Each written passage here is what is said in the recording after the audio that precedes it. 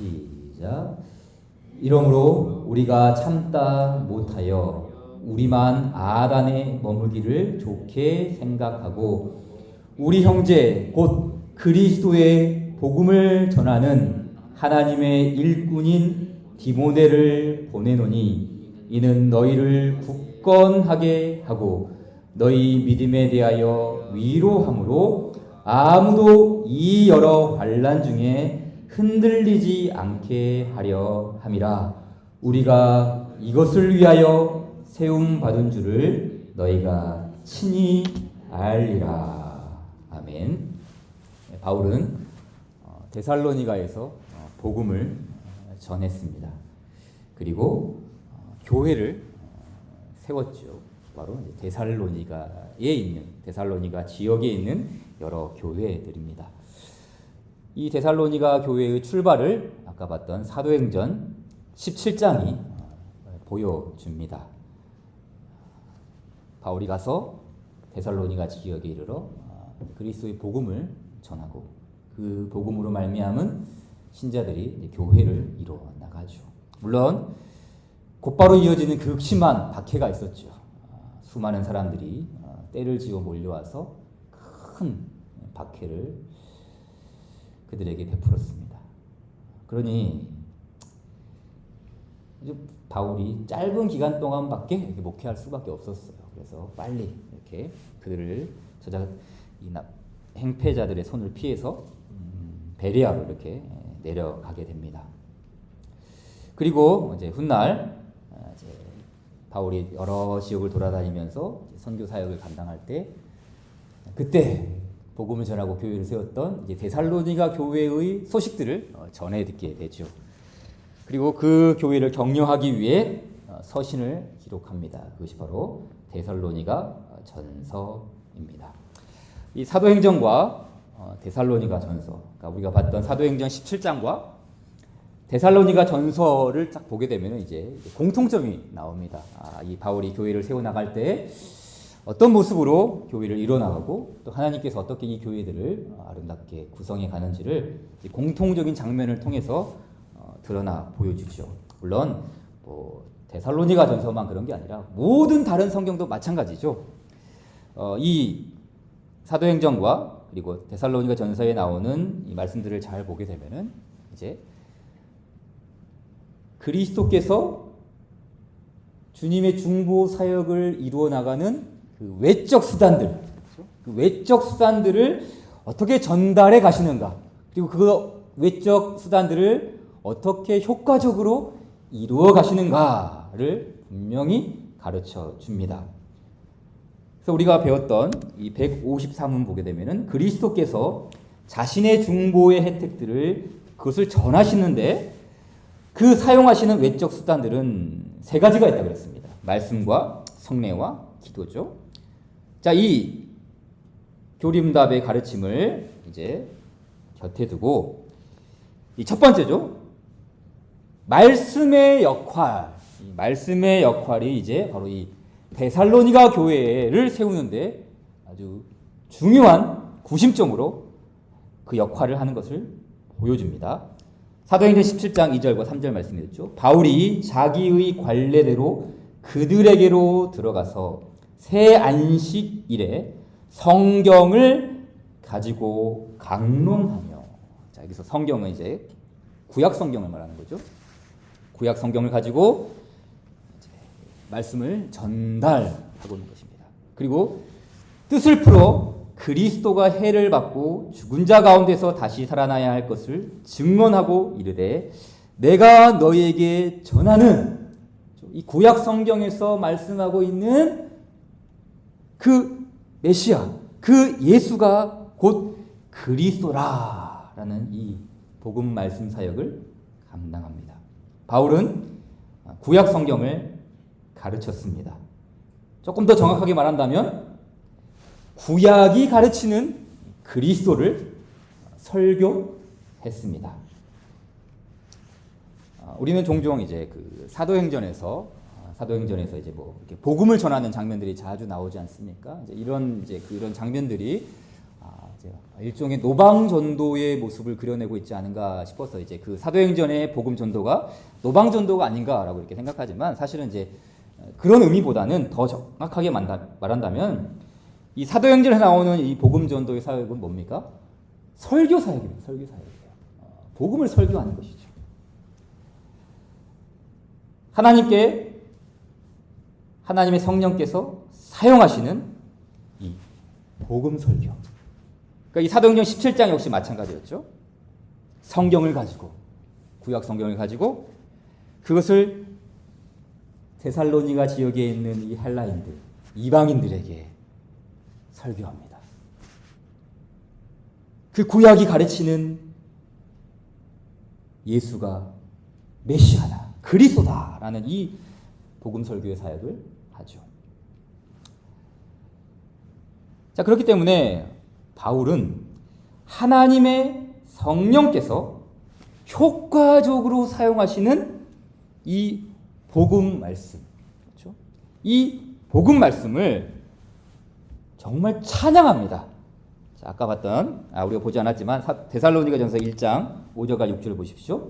이는 우리 복음이 너희에게 말로만 이른 것이 아니라 또한 능력과 성령과 큰 확신으로 된 것임이라. 우리가 너희 가운데서 너희를 위하여 어떤 사람이 된 것은 너희가 아는 바와 같으니라. 또 너희는 많은 환난 가운데서 성령의 기쁨으로 말씀을 받아 우리와 주를 본받은 자가 되었으니. 자, 이 말씀을 이제 곁에 두고 이제 지금까지 배워왔던 교리문답을 확인해 보십시오. 155문. 말씀이 어떻게 구원을 위해 효과적으로 사용됩니까? 하나님의 성령께서는, 그렇죠. 하나님의 성령께서. 그러니까 바울이 사도행전에서 구약 성경의 말씀을 가지고 그리스도를 설교합니다. 복음을 설교합니다. 그런데 그것이 바울은 데살로니가전서에서 사람의 말로 된 것이 아니라 하나님의 성령께서 너희를 그리스도께로 이끌었다라는 말씀으로 해설합니다.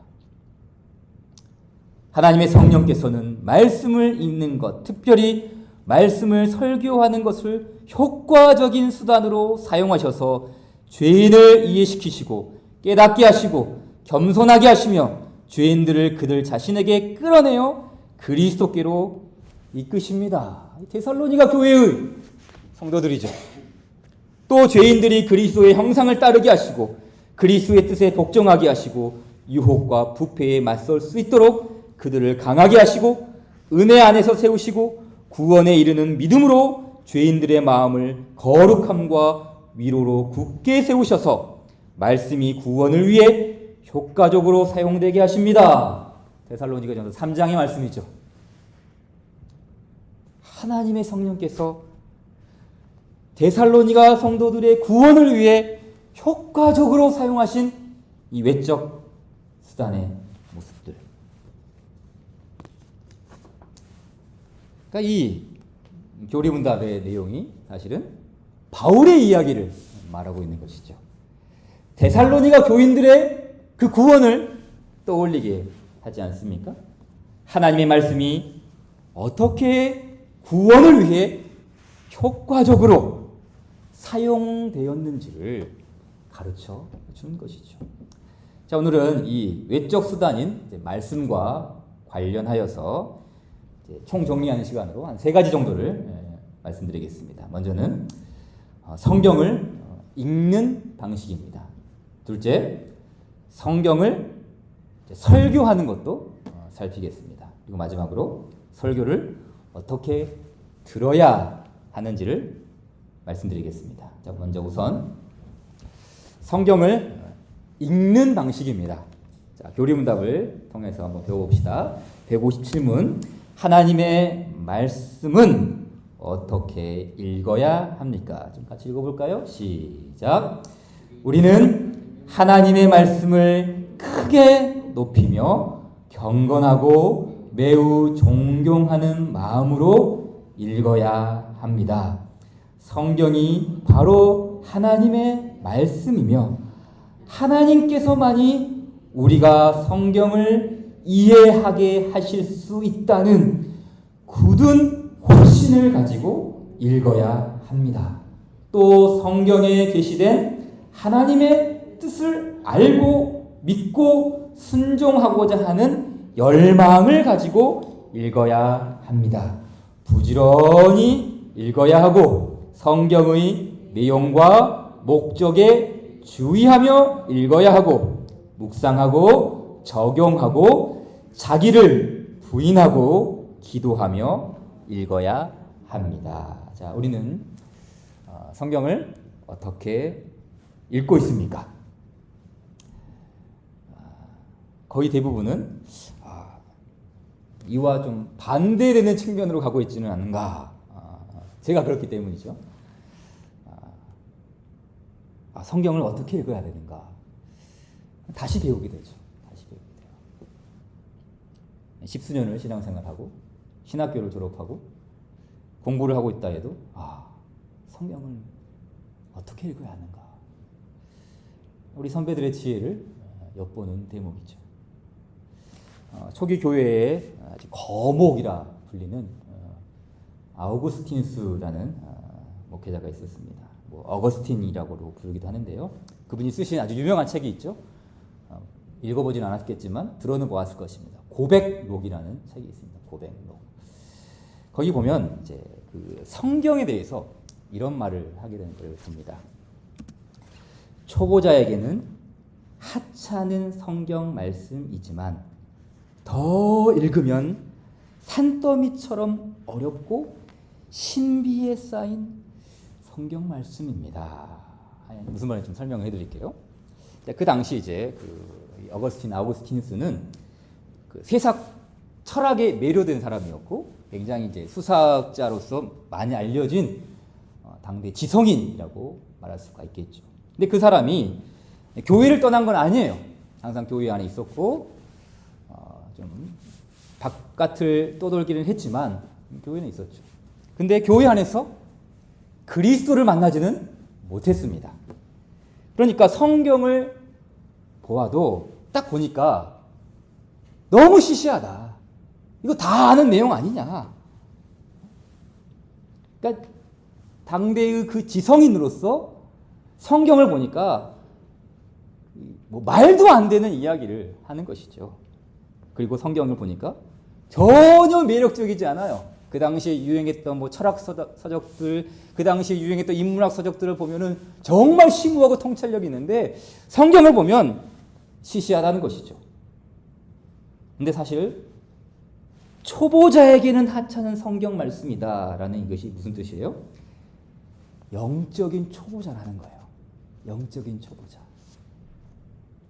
그러니까 이제 자기가 이제 그리스도를 만나고 교회 안에 깊이 들어오고 신앙생활을 하면 할수록 성경을 계속 보는데 신앙생활이 오래되면 오래될수록 성경을 많이 보면 많이 볼수록 더 깊이 연구하면 연구할수록 쉬워지는 것이 아니라 성경이 어떻게 된다고요?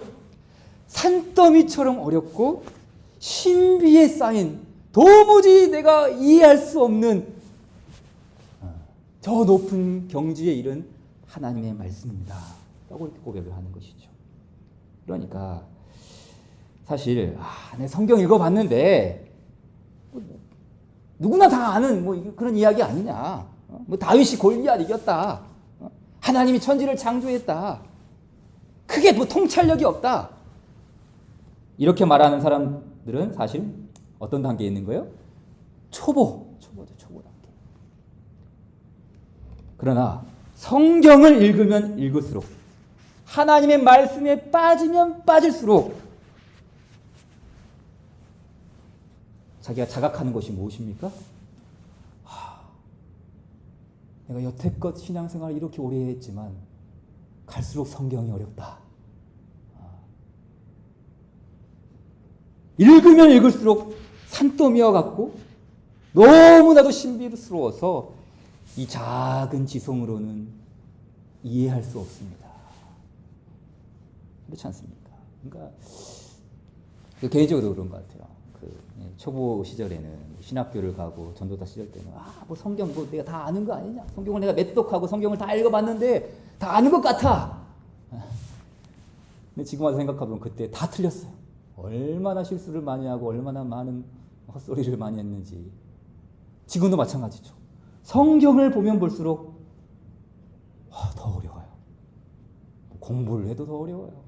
책을 봐도 더 어려워요. 그러니까 어떻게 우리가 이거 인간의 작은 뇌로 하나님의 말씀을 다 장악할 수가 있겠어요? 우리가 우리의 지성으로 하나님의 말씀을 붙잡는 것이 아니라 하나님의 말씀이 우리를 장악할 때 그때 주께서 열어주시는 계시의 말씀을 조금씩 조금씩 보는 거 아니겠습니까? 그렇기 때문에 성경은 정말 뭡니까? 하나님의 말씀입니다. 하나님의 말씀이다. 이거를 우리가 뇌로만 인식하는 것이 아니라 우리에게 주관적인 체험 속에서 하나님께서 우리로 하여금 성경이 하나님의 말씀이다라는 사실을 이 고대인 읽으면 읽을수록 산더미처럼 어렵고 신비에 쌓인 말씀입니다. 이런 체험을 통해서도 성경이 하나님의 말씀이다라는 사실을 일깨워주지 않습니까? 우리 교리문답도 마찬가지죠. 우리는 하나님의 말씀을 크게 높여야 합니다. 경건하고 매우 존경하는 마음으로 읽어야 합니다. 왜요? 성경이 바로 하나님의 말씀이기 때문입니다. 그것을 가르쳐 주죠.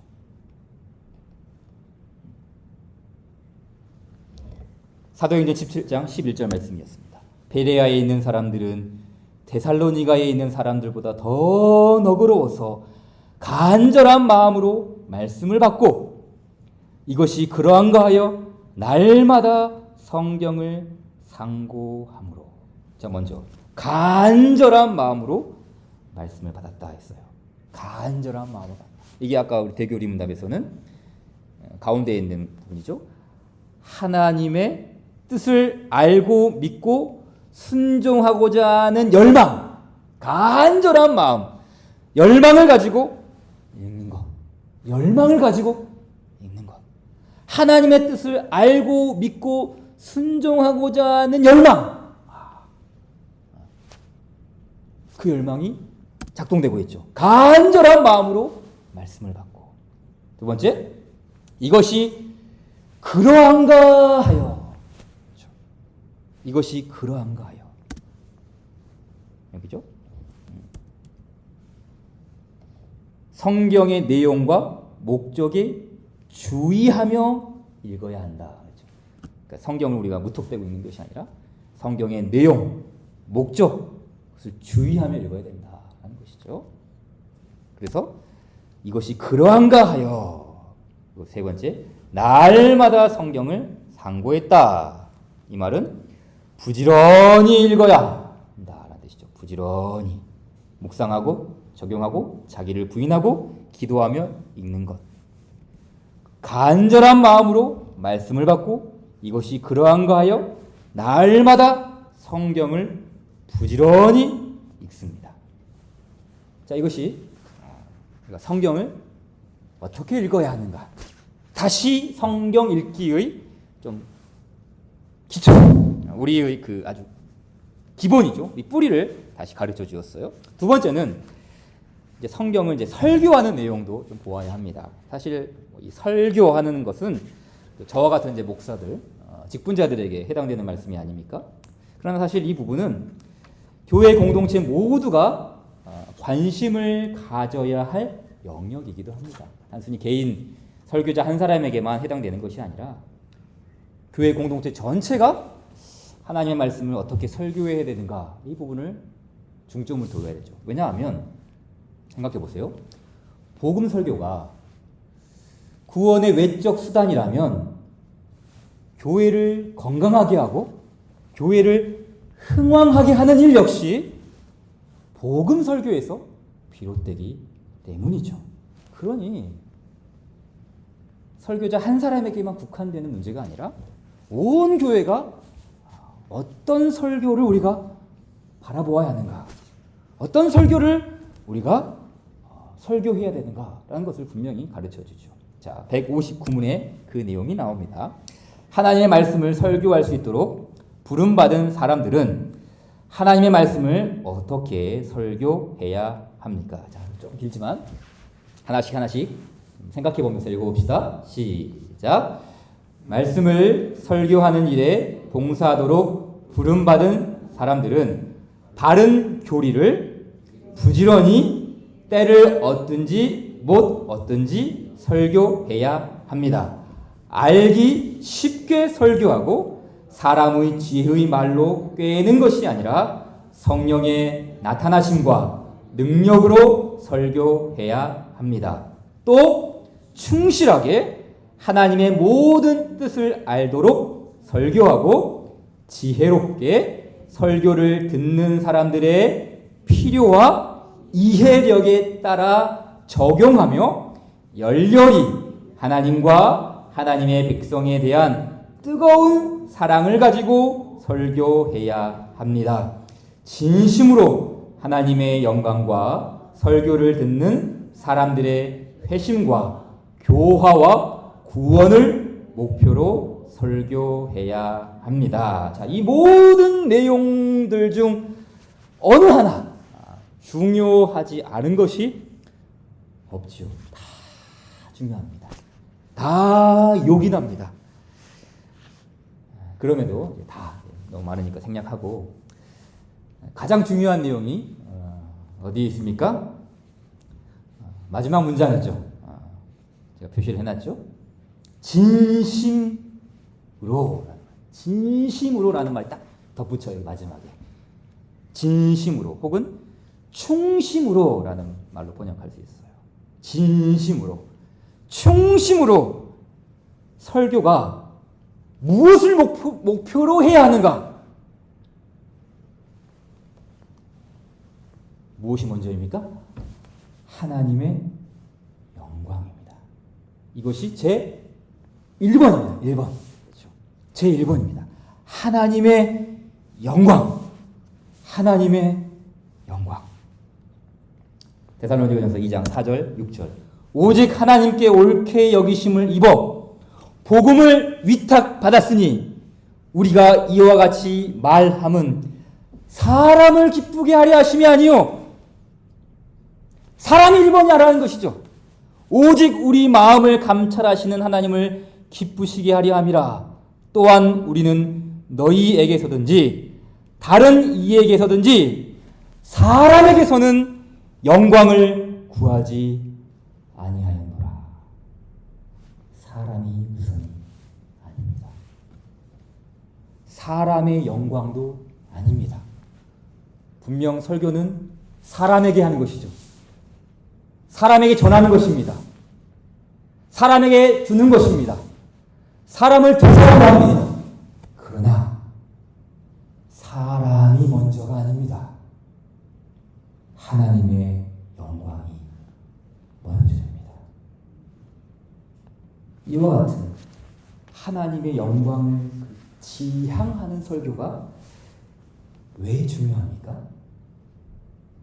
하나님의 영광을 목표로 하는 설교가 왜 먼저 우선시 되어야 합니까? 다른 게 아니죠. 하나님의 영광을 구하는 설교는 하나님의 영광을 보여줍니다. 하나님의 영광을 보는 복음 설교. 그러니까 인간의 이 본성은 항상 매력적인 것을 이끌려요. 그렇죠? 좋아할 만한 것에 우리가 이끌립니다. 먹음직도 하고 보암직도 하고 지혜롭게 할 만큼 탐스러운 것에 우리가 매력을 느끼죠. 거기에 끌려가는 거예요. 이게 인간의 본성이에요. 죄악된 본성이죠. 그러니까 우리가 이끌리는 것, 끌리는 것. 근데 물론 거기에는 선한 것들도 있고 좋은 것들도 있고 유익한 것들도 있지만 사실은 그 인간의 이기적인 중심에서 나오는 마음이기 때문에 이 자기 중심 속에서 나오는 욕구는 항상 뭡니까? 탐욕이거든요. 탐욕이거든요. 그러니까 이와 같은 그 세속적인 탐욕, 하나님 없는 그 매력, 여기로부터 벗어나려면 무엇이 필요합니까? 더 압도적인 매력이 필요합니다. 세상의 영광보다 더 압도적인 매력, 우리가 이끌리는 그 세속적인 매력보다 더 원대하고 더 광활하고 더 찬란한 매력, 그 영광에 압도당할 때 우리의 그 세속적인 욕망이 수그러들죠. 꼬리를 내요. 더 압도적인 매력이 필요하죠. 더 압도적인 영광이 있어야 합니다. 그게 뭡니까? 복음 안에 나타난 하나님의 영광을 보여줄 때, 복음 안에 나타난 하나님의 영광을 보게 될 때 우리의 악한 본성은 압도당합니다. 복음에 의해 제압당하는 것이죠. 그러니까 우리가 이 하나님의 영광을 구하는 설교를 추구함으로써 그 세상의 영광에 빠져 있는 이 본성적으로 죄인인 우리에게 여기서 또 벗어날 수 있는 그 길이 무엇인가 라고 했을 때 그것은 정말 비교할 수 없는 압도적인 영광, 그 그리스도의 영광을 딱 마주치게 될 때 다 드러나는 것이죠. 우리의 죄악이 드러나고, 우리의 본성이 드러나고, 우리의 벌거벗음이 드러나고, 우리의 민낯이 드러나고, 그 모든 영광으로부터 비춰지는 거기에 압도당함으로 우리가 그리스도의 더 찬란스러운 영광 앞에 이끌리는 거 아니겠습니까? 거기로 끌려가는 거예요. 이전에는 여기로 막 끌려갔는데 그 압도적인 영광을 바라봄으로써 더 찬란하고 더 영광스러운 복음의 매력으로 끌린다는 것이죠. 그렇기 때문에 이 마지막에서 사람의 영광을 구하지 않냐, 진심으로 충심으로 하나님의 영광, 하나님의 영광. 그러니까 하나님의 이 영광을 구할 때 설교를 듣는 사람들의 회심, 교화, 구원, 여기를 하게 되는 것이죠. 그러니까 막 회심하십시오, 막 구원 받으십시오, 빨리 성장하십시오, 이런 방식으로 이루어지는 것이 아니라 하나님의 영광 앞에 딱 마주칠 때 드러나는 것이죠. 그게 하나님의 압도적인 영광이 아니겠습니까? 이제 마지막으로 세 번째로, 그렇다면 이제 우리가 설교를 듣는 일입니다. 설교를 듣는 일이에요. 자, 역시 교리문답을 통해서 가르침을 받겠습니다. 160문. 설교를 듣는 사람들에게 요구되는 것은 무엇입니까? 같이 읽겠습니다. 시작. 설교를 듣는 사람들에게 요구되는 것은 부지런한 태도와 준비된 마음과 기도로 설교를 주의해서 듣는 것입니다. 또한 설교를 성경의 근거에 검토하고 성경과 일치하면 믿음과 사랑과 온유함과 간절한 마음으로 그 내용을 하나님의 말씀으로 받아들이는 것입니다. 또 그 설교를 묵상하고 함께 나누며 공부하고 마음속에 간직하고 삶 속에서 그 열매가 맺어지게 하는 것입니다. 자, 이 교리문답은 설교를 강조를 많이 하죠. 근데 설교를 듣는 사람들에게 요구되는 거. 이런 가르침을 주면 그래, 목사님 말씀 잘 들어야 된다. 목사님 말씀이 아멘 해야 된다. 그냥 무조건 받아야 된다. 라고 오해할 수 있지만 전혀 그런 내용을 말하지 않아요. 오히려 정말 우리 같은 설교자들을 조심하게 만들죠. 뭐라고 그랬습니까? 설교를 성경의 근거에서 검토해야 된다. 저 이재용 목사가 말하는 설교가 진짜 하나님 말씀을 제대로 말하고 있는지 검토해야 한다. 검토해야 된다. 그래서 성경과 일치하면 믿음과 사랑과 온유함과 간절한 마음으로 그 내용을 하나님의 말씀으로 받아들여야 한다.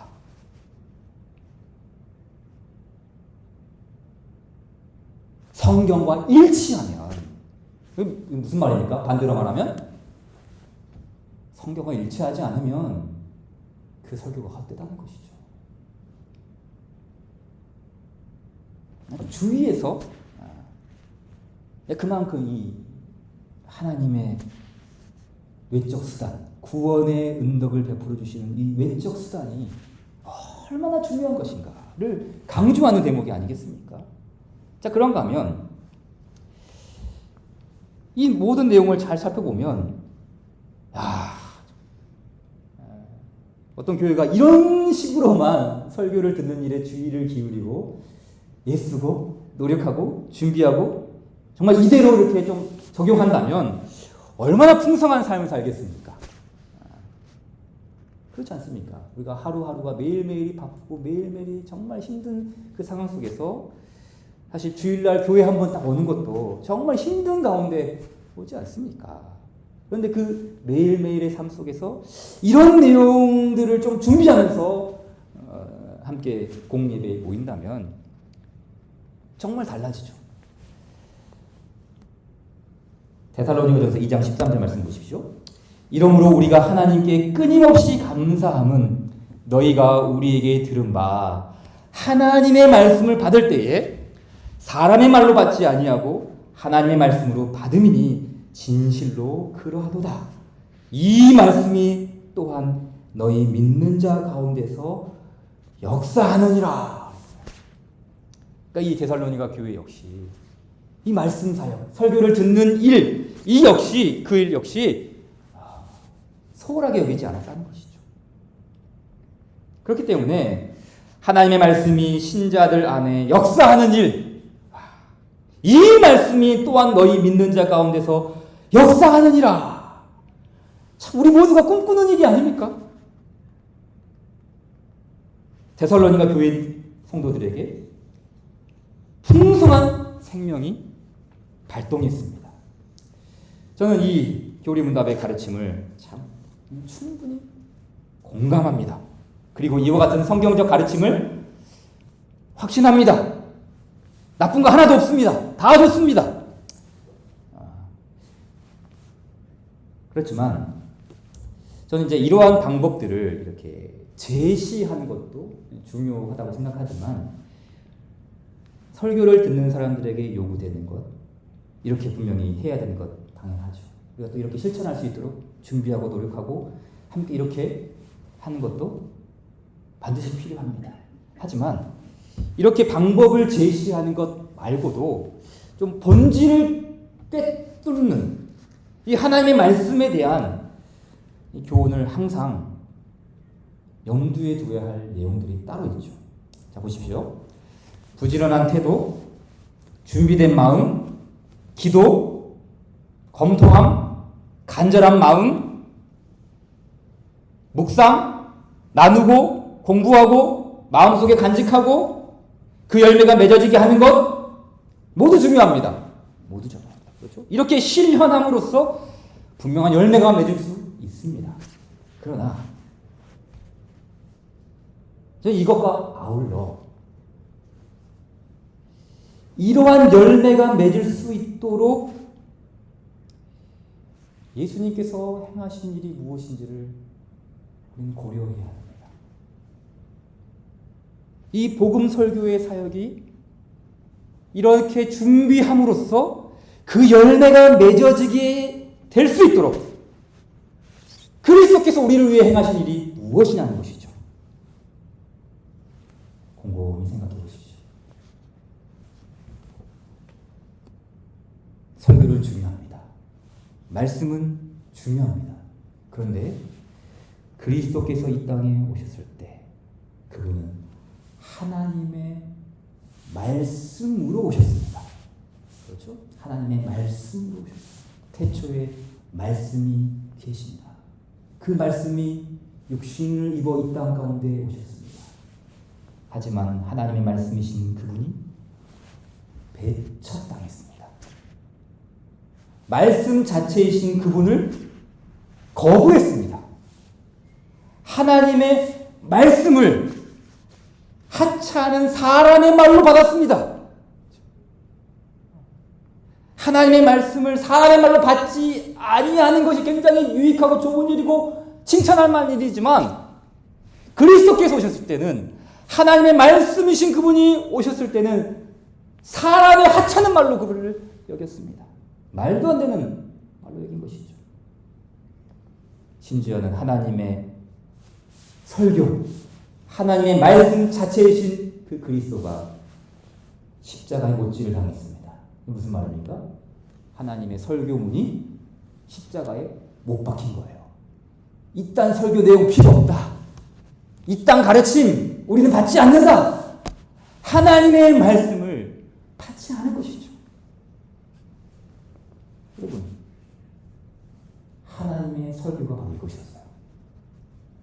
하나님의 설교는 그리스도 안에서 나타나죠.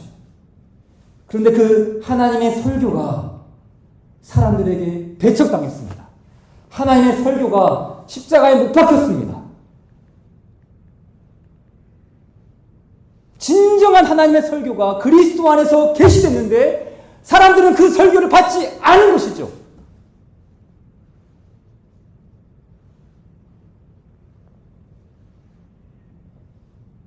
또한 그리스도께서는 이 하나님의 설교, 이 그리스도께서는 이 설교의 영광을 비추기 위해 자기 영광을 구하지 않았어요. 아까 우리가 봤던 가르침 중에 진심으로 설교의 첫 번째 목적은 하나님의 영광이다 라고 하셨는데, 그리스도는 이 설교를 위해 자기의 영광을 구하지 않으셨어요.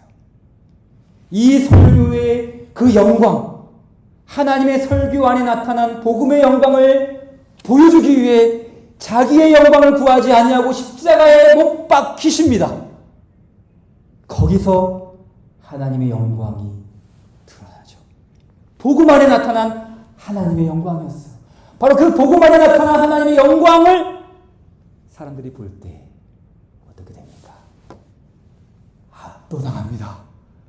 그리스도 안에 나타난 하나님의 그 설교 앞에 압도당하는 것이죠. 여기에 우리의 회심이 있고, 여기에 우리의 성화가 있고, 여기에 우리의 구원이 있고, 여기에 우리를 열매 맺게 하는 압도적인 말씀, 하나님의 설교이신 그 그리스도, 그 그리스도가, 하나님의 설교가 무엇인지를 이 세상 앞에 보여주신 것이죠. 그러니 우리가 진정한 설교를 듣고, 진정한 설교를 보고, 진정한 설교에 참여하는 것은 그리스도에 있습니다. 예수님께로 가십시오.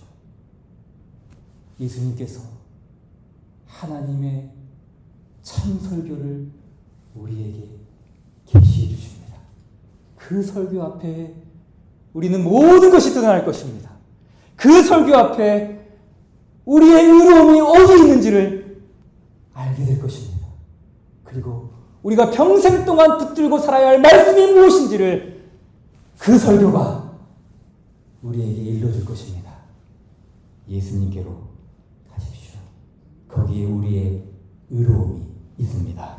찬송합시다. 488장입니다.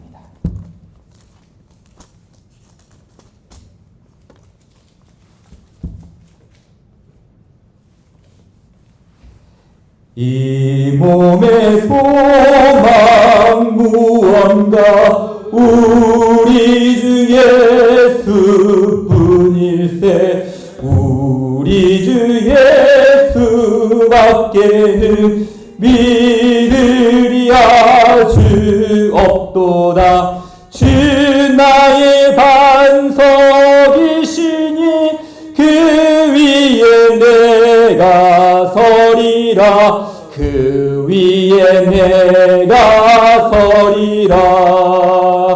무섭게 바람 부는 밤 물결이 높이 설렐 때 우리 주 크신 은혜에 소망에 닫힐 주리라. 주 나의 반석이시니 그 위에 내가 서리라. 그 위에 내가 서리라. 세상에 믿던 모든 것 끊어질 그날 되어도 구주의 언약 믿사와 내 소망 더욱 크리라. 주 나의 반석이시니 그 위에 내가 서리라. 그 위에 내가 서리라.